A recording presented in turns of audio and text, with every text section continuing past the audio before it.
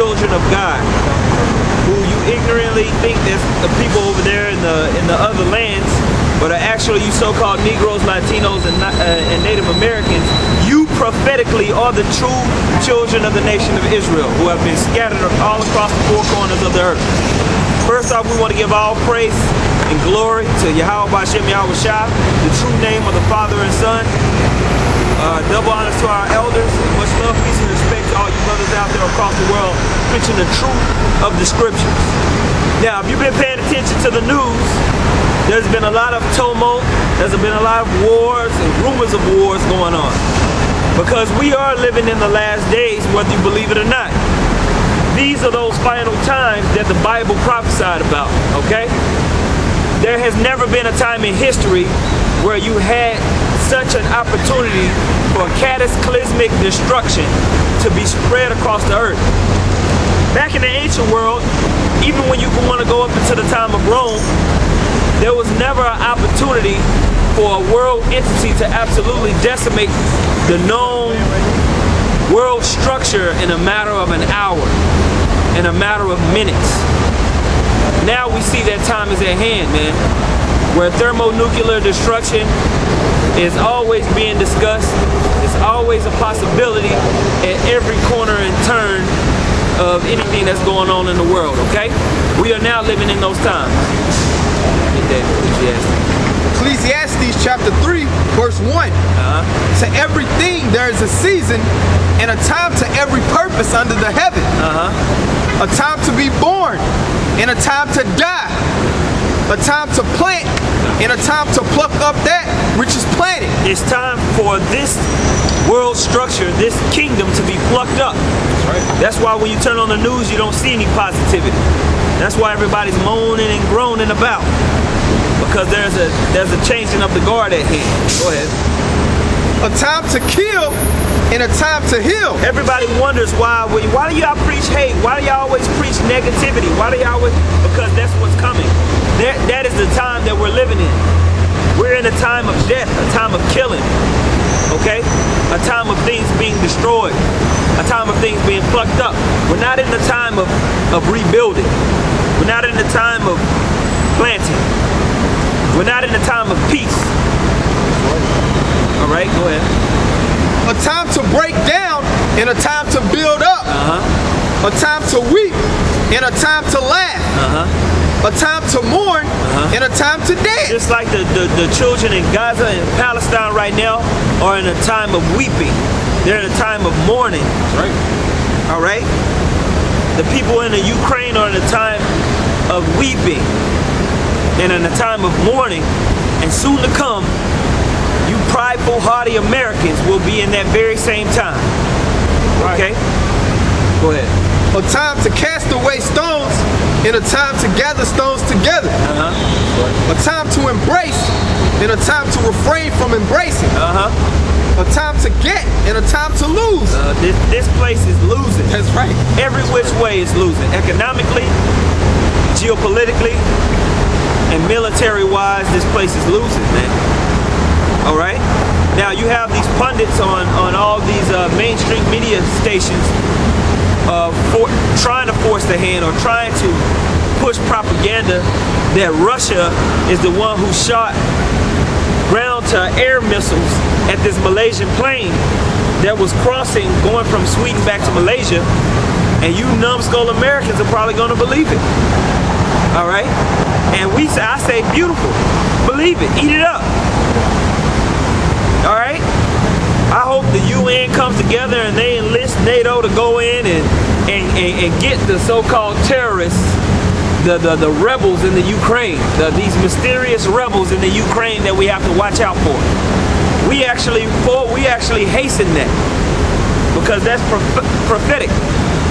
I want Israeli ground troops to go into Gaza and wreak all types of havoc and force the hand of Syria and force the hand of Iran to come to their aid.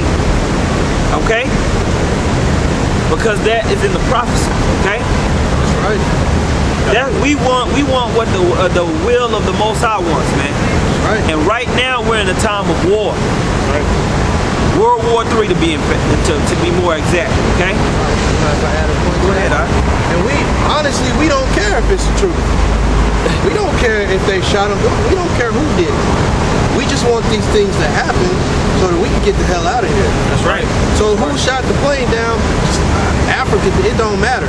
As long as those dominoes start falling, smiles are on our face. Right. You know?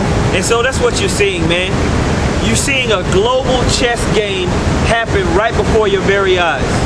They're holding up Russia and the Ukraine while they forward their progress over in the Middle East.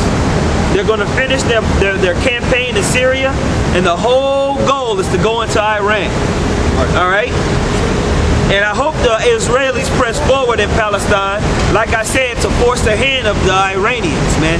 Because as soon as you numbskull Americans try to mess with them Persians, that's when World War III is really going to get kicked off, and we're going to see the downfall of America. That's right. That's right. Check. And it's going to be a beautiful day. That's right. A beautiful day to see this place fall. That's right, brother. All right? I hold that real quick. We'll finish this. Go ahead.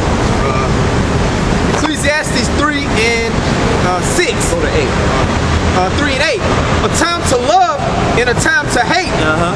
A time of war and a time of peace. And we're in a time of hateful war. All these small nations are getting ready to, that's why they're beating their plowshares into swords, like it says in Joel, the 3rd chapter. Preparing for the day of the battle in Jehoshaphat, man. The valley of Jehoshaphat, man. Preparing for Armageddon. Okay? That's what we're out here prophesying to tell you people, man. That war, hate, anguish, pain, throwing down, destruction is coming. Not happy, peace, and holding hands. Okay? And if you don't like it, change the channel. Right. Alright? If you don't like it, go watch Kim Kardashian and do some bullshit. Alright? That's it on that. What you got? Romans chapter 13 verse 11. And that knowing the time, that now it is high time to awake out of sleep. So it's time for you so-called Negroes, Latinos, and Native Americans to wake up out of sleep, man. So you're not a nigger no more. You're not a spick no more. All right? You're not a redskin anymore. You need to come into the true understanding of who you really are. That you descend from the chosen seed of the Heavenly Father, Yahshua Allah. He is the Prince of the Power. You're an Israelite.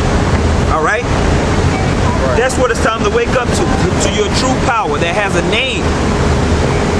And his name is Yahweh. And he sent his son, Yahushua, to redeem the elect of his people so we can start a new world. A new governance on the planet Earth in righteousness. Those are the ones chosen to lead this paradigm shift forward. Okay? The nation of Israel. All right? And you so-called Negroes, Latinos, and Native Americans have been leading the world anyway. You've been doing everything for this place anyway. Might as well get the glory and the inheritance with the Most High Power and His Son. Okay? Yeah, boy? Yep. For now is our salvation nearer than when we believe. Yes, man. And the end of this current world is nearer than when we believe, man. That's why you have the elites all across the world fermenting and basically pushing propaganda for World War III. If you really think Russia shot down a plane, a random Malaysian airline, what the hell, how is that going to profit Russia? How is shooting down that Malaysian plane going to profit Russia at all? It's not. It's not. It's a setup. It's a clear setup. But I hope all the world powers take into it. I hope they get all their resources together and try to ferment more sanctions, more warfare against Russia, and try to squeeze the Russians even more. Because when you do that, there's going to be a kickback. There's going to be blowback. And that blowback is going to be an ICBM missile, thermonuclear destruction. That's what's going to come. That's what it's going to culminate into. Okay? Revelations. Read. Revelations chapter 8, verse 13. And I beheld and heard an angel flying through the midst of heaven, saying with a loud voice, "Woe, woe, woe, Whoa, whoa, whoa. 3 woes. What are those woes spiritually represent? The 3 world wars. That's what the woe is announcing. Woe is announcing destruction. Woe is announcing perilous times. Matter of fact, it's announcing great perilous times. Now, 2 woes have passed already. We are in the midst of the 3rd woe. Okay? Go ahead. to the inhabitants of the earth by reason of the other voices of the trumpet of the 3 angels which are yet to sound." Stop there. Go to Job, the 20th chapter. Okay? Like I said before, there was never a time in history until now where the actual whole world could be put into, on fire. Back when you had the Crusades, they was thinking that was the end of the world. Well, they didn't have the military might to destroy the whole world then in a matter of an hour. They only had swords and cannons and shit. Now, you got missiles. You got hydrogen bombs. You have devastating weaponry that can change the whole course of history in a matter of an hour. That's that 3rd woe. That's that fire that's talked about in the book of Peter, in the book of Job, in the book of Jeremiah, in the book of Revelation. That's what that's talking about, man. It's not talking about some mythical hell underneath the ground. Give me Revelation, the 20th chapter. Is that where you're going to? Get it. You know what I'm talking about. Yep. Man, Revelations chapter 20, and I started 8. "And shall go out to deceive the nations which are in the 4 quarters of the earth, Gog and Magog, to gather them together to battle." Who's that Gog and Magog? Gog and Magog represents the area and land of Russia and Turkey. Okay? Go ahead. No, don't start up. Actually, go. What I want is in the 14th verse. Yeah. Okay. Go ahead. "Gog and Magog, to gather them together to battle, the number of whom is as the sand of the sea. And they went up on the breadth of the earth, and compassed the camp of the saints about, and the beloved city. And fire came down from the Most High out of heaven and devoured them. Now skip down to 14. Read. Right. And death and hell were cast into the lake of fire." And death and hell were cast into the lake of fire. If hell is the place where you're supposed to go and burn for eternity, how is hell cast into the lake of fire? Ain't hell the lake of fire? Hell is going to hell. So hell is going to hell? No. That's why you guys got to stop reading them fairy tale books like Dante's Comedy and Paradise Lost and thinking it's reality. There is no mythological hell underneath the ground. Right. Okay? That hell and that death is the state of the world, being burned up. You're living in hell. That's right. You're living in hell, man. That's why you have the most demonic, devilish group of people that have ever existed ruling this current world. That's why you can have America get up on CNN and blatantly lie to the world. That's right. Just blatantly lie to the world, and all of you people will eat it up because you're under the vibration of hell, man. You don't have 2 brain cells that can connect. Do you really think Russia has any reason to shoot down a random Malaysian airline plane? Huh? That's stupid.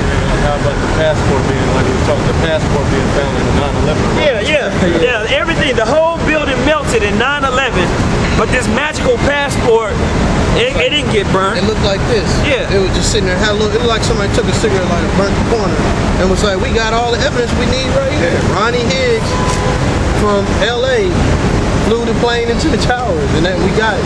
Everything's up. All right.